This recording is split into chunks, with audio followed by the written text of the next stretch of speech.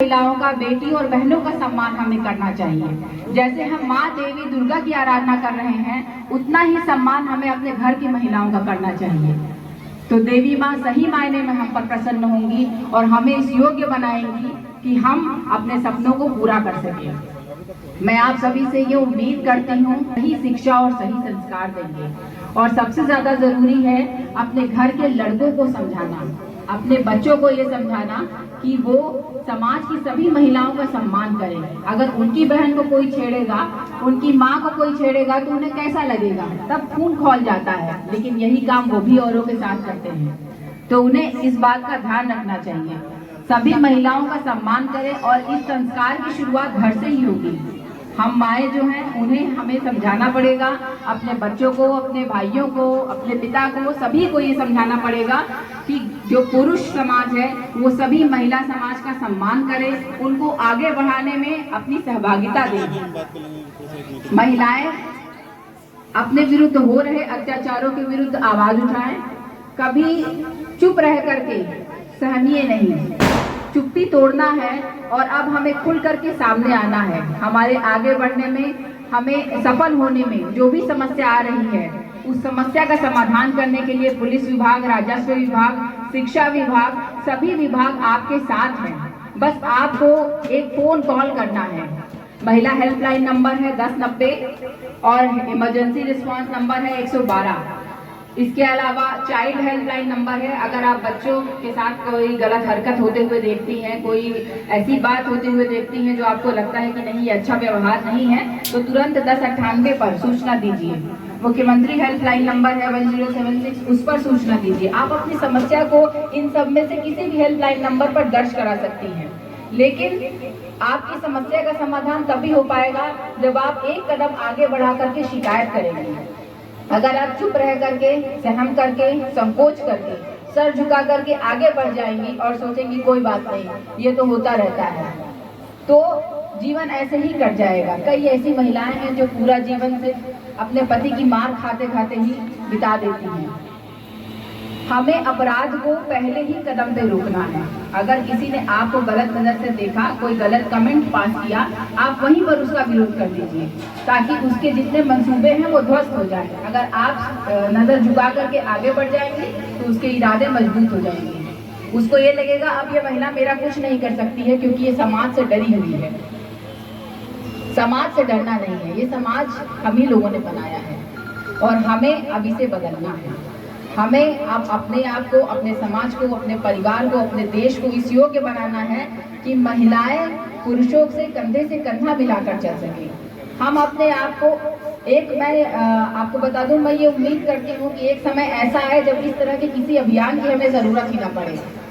हम आप लोगों को आगे बढ़ाने की कोशिश कर रहे हैं, लेकिन एक समय ऐसा आए इस प्रयास में कि हम इतने आगे बढ़ जाएं कि हमें इस तरह की किसी अभियान की आवश्यकता ना हो, लोग हमसे सीख लें। और इस मिशन शक्ति अभियान का यही उद्देश्य है। हम अपने सम्मान के लिए, अपने स्वावलंबन के लिए, अपनी शिक्षा के लिए आवाज उठाएं। हम महिलाओं को शिक्षित होना चाहिए, रोजगार में आना चाहिए। रोजगार में आने से आपके अंदर का जो आत्मविश्वास है वो बढ़ता है। आपको किसी के सामने हाथ नहीं फैलाना कि हम क्या पहनेंगे, कोई और नहीं ये डिसाइड करे कि हमें किससे शादी करनी है, कितने बच्चे पैदा करने हैं, अपने जीवन में क्या करना है, ये निर्णय हमें स्वयं लेने चाहिए। लेकिन हम अपने आप को उस योग्य बनाएंगे, हम पढ़ेंगे, लिखेंगे, कुछ समझ आएगी हमारे अंदर, तब हम ये निर्णय ले सकते हैं। इसलिए मेरी आप सभी से ये रिक्वेस्ट है कि ये जो जितने छोटे छोटे बच्चे हैं, इनका भविष्य आपके हाथ में है। इन्हें क्या संस्कार देना है, क्या सीख देनी है, क्या समझ देना है, ये आपके हाथ में है। हम बचपन से ही, छोटी उम्र से ही लड़के और लड़कियों में अंतर करने लगते हैं। हमें लड़की के पैदा होने पर खुशी होनी चाहिए।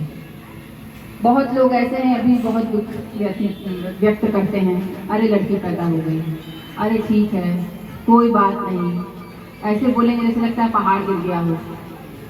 तो आइए हम लोग मिलकर के एक ऐसे समय की कल्पना करें और उस कल्पना को हम अपने जीवन में सही मायने में उतार सकें कि जब लड़की पैदा हो तो हम खुश हों, लड़की पैदा हो तो उसकी शादी की तैयारी के लिए आप पैसा ना जुटाएं, उसकी शिक्षा के लिए आप पैसा जुटाएं। शादी वो स्वयं जब योग्य हो जाएगी तो स्वयं हो जाएगी। इस योग्य उसको बनाइए कि आपको उसकी शादी के लिए पैसा न जुटाना पड़े, आपको उसकी शादी में दहेज न देना पड़े। आपकी लड़की ही आपका दहेज है, इस तरह समझिए। इतनी योग्य लड़की रहे आपकी। ये दहेज की जो प्रथा है, घरेलू हिंसा की प्रथा है, इसे ही खत्म करना है हमें। लड़कियां कोई बोझ नहीं है जो दहेज दिया जाए। जैसे लड़के हैं वैसी लड़कियां हैं, तो लड़कियों को हमें बोझ नहीं समझना है और ना ही ऐसे जीवन की कल्पना करनी है उनके लिए।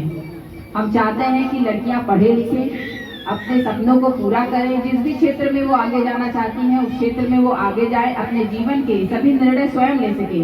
और जिस दिन ऐसा हो जाएगा उसी दिन कहा जाएगा कि नारी सशक्त है। सशक्तिकरण का यही अर्थ है कि हम अपने जीवन के निर्णय स्वयं ले सके, कोई और हमारे लिए ना निर्णय ले। तो मैं इसी उम्मीद के साथ आप सभी को बहुत बहुत धन्यवाद देती हूँ। जय हिंद, जय भारत, जय नारी शक्ति।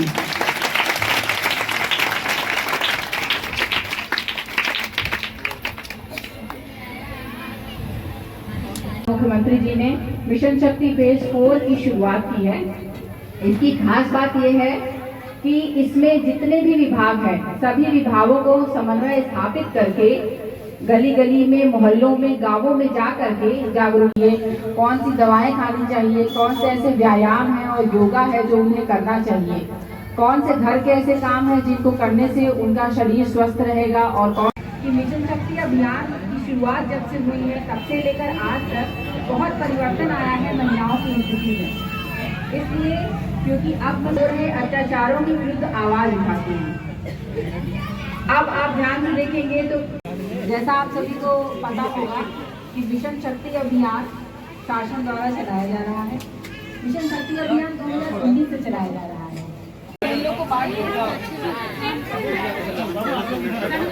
साइड साइड साइड साइड बच्चों को बिस्कुट बैठा दो। अरे बिस्कुट बच्चों को बैठा दो।